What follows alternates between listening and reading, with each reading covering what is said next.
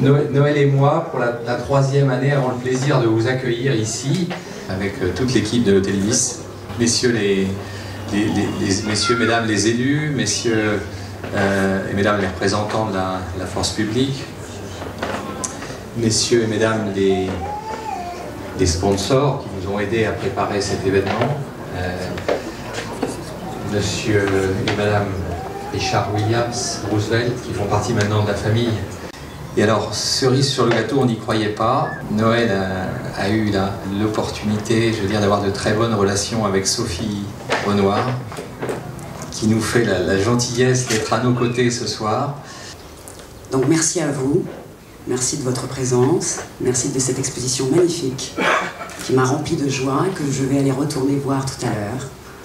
Je vous souhaite une longue vie. Et l'année prochaine, Frédéric a intérêt à venir. On va parler de Renoir un petit peu comme tout à l'heure. Pourquoi Sophie? Pourquoi j'ai sollicité Sophie? C'est quand même parce que Auguste Renoir était notre premier président d'honneur. C'est important. Renoir, c'est le flibutier de la lumière, celui qu'on refusait avec les autres, avec ses amis Pissarro, Monet, Sisley, Degas. Vous connaissez toute cette histoire des impressionnistes. Et donc le Salon d'automne a été le premier à accueillir cette école de la lumière, comme on disait.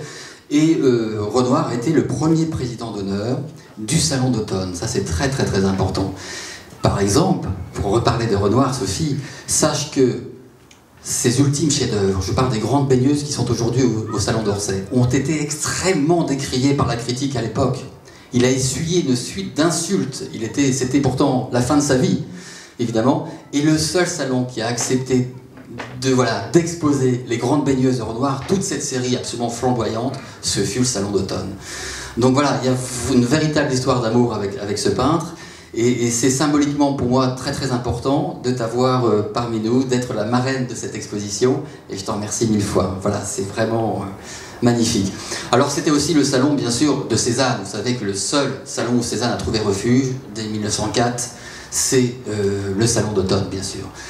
Et un certain Picasso, qui venait dès 1903, qui assistait à tous les vernissages du Salon d'automne, va regarder de très très près les œuvres de Cézanne, notamment la grande exposition de Cézanne de 1906, et comme par hasard, durant l'hiver 1906-1907, sortira de ses mains Les Demoiselles d'Avignon, le premier coup de tonnerre dans l'histoire de la peinture. C'est pas le premier, parce qu'avant il y avait Les Fauves, La Cage aux Fauves de 1905. Le Salon d'automne, ça a été, en gros, pour vous résumer tout ça très vite, entre 1903 et 1913, une suite de révolutions plastiques, c'est-à-dire qu'une vague n'avait pas le temps de s'échouer sur la plage, qu'une autre naissait, qu'une autre derrière arrivait. Donc c'était vraiment des années de convulsivité au niveau de l'histoire de l'art, ce qui fait que dans les années 20, va exploser une école qui était très très décriée pendant longtemps, qu'on va appeler l'art des années 30 ou l'art déco, si vous voulez bien, et qui va trouver bien sûr refuge au Salon d'automne avec des artistes immenses qui sont ici aujourd'hui, et dont Alfred Janniot, qui vient que Michel Giraud a bien voulu nous prêter avec Anne de Meurice, est l'un des champions. Ceux qui connaissent les grandes fresques à Paris, les Invalides, etc., connaissent l'art d'Alfred Janniot. C'est vraiment un artiste majeur. Je sais pas, ces trois grâces, on a l'impression qu'elles vont s'envoler, qu'elles vont quitter le bronze pour décoller, tellement elles sont d'une délicatesse et d'une légèreté absolue. Pourtant, ils ont été 7 à la porter, et ça n'a pas été rien de la placer à l'intérieur de notre exposition. Donc tous les prêteurs ici, Éric Baudet aussi qui nous prête une œuvre majeure qui est ici, tous ceux qui ont préféré garder l'anonymat, je pense à ceux qui nous ont prêté une statue d'un artiste que j'adore depuis que j'ai 16 ans, le jour où je l'ai rencontré, qui s'appelle Chana Orloff, on dit Chana Orloff, c'est son véritable nom, qui est une grande figure de l'école de Paris, qui était l'ami de Modigliani, de Kisseline, de Soutine, de tous ces artistes que l'on retrouvait au Dôme et à Montparnasse particulièrement, et qui est ici ce soir avec une œuvre absolument sublime, ce portrait de Jean Lemestre qui, moi, me touche profondément. Donc vous avez l'œuvre de Xaki, bien sûr, j'ai envie de les citer tous, parce que c'est vraiment... je ne sais pas si on s'en rend compte ici à Château-Thierry, parce que le problème c'est que nous sommes dans une ville 17e, avec un musée Jean de La Fontaine sublimissime.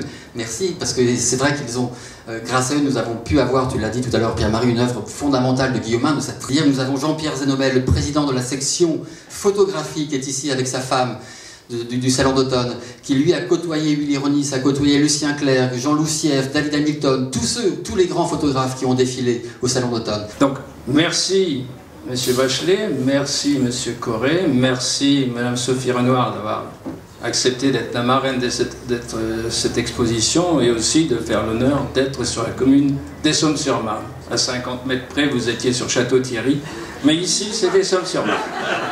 Eh oui, c'est comme ça. À 50 mètres près, je vais aussi revendiquer le grand honneur de pouvoir faire connaissance de Madame Renoir, petite fille de notre très célèbre peintre. Je salue particulièrement le travail de Noël, le travail de Noël Corré qu'on apprend à connaître chaque année davantage, devant lequel on a toujours l'impression d'être un peu moins bête, parce qu'il nous parle comme si nous étions des gens intelligents, des gens qui comprennent un petit peu tout ce qu'il nous explique. Et finalement, je crois qu'en repartant d'ici, on a compris beaucoup de choses. Et je crois que c'est ça qui est important. Il a cette faculté de faire passer son message, sa passion, à travers une pédagogie assez simple, mais qui nous ouvre un pan essentiel de la vie et de nos sociétés.